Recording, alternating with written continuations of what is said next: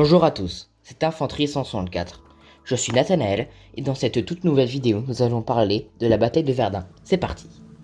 Alors nous commençons cette histoire en décembre de l'année 1915. Des responsables d'armées militaires et des politiques français, belges, russes, britanniques et sans oublier les Italiens se rassemblent à Paris, vers Chantilly. Ils vont alors décider d'améliorer leurs armées de manière à ce que la coordination soit plus forte et de ne plus s'épuiser en manière d'attaque. Ils vont aussi penser à organiser une énorme offensive franco-anglaise en 1916. Cette énorme offensive partira des armées britanniques et françaises sur la Somme. Malheureusement, les Allemands ont anticipé et ils vont décider une offensive sur Verdun, l'entrée même de toute invasion ennemie. Verdun, ville en Meuse, pourtant nommée par les Français comme une ville très calme, les canons ont été démontés pour servir sur les points du front. La garnison est réduite, pourtant les ennemis sont à seulement 20 km d'ici. Début 1916, en février. Ils massent des artilleries et des hommes pour gagner cette bataille. Le prend de Kronpries, un Allemand, et pour but de ou bien ils prennent Verdun et la route de Paris est donc ouverte, ou encore l'armée française se fera terriblement massacrer. Nous passons au 21 février 1916. Vers 7 h du matin, le Kronpries lance l'opération Gericht, où, en plusieurs heures, environ 1 million d'obus sont échangés entre Français et Allemands.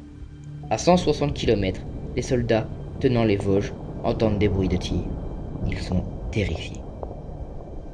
Pour leur attaque sur le front, les Allemands mettent en œuvre une énorme armée composée de lance-flammes et parviennent à s'introduire dans les tranchées françaises.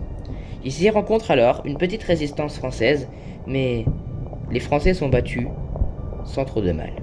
Les Français veulent défendre Verdun le plus possible. C'est pour cela qu'un nouveau général est nommé, le célèbre général Philippe Pétain.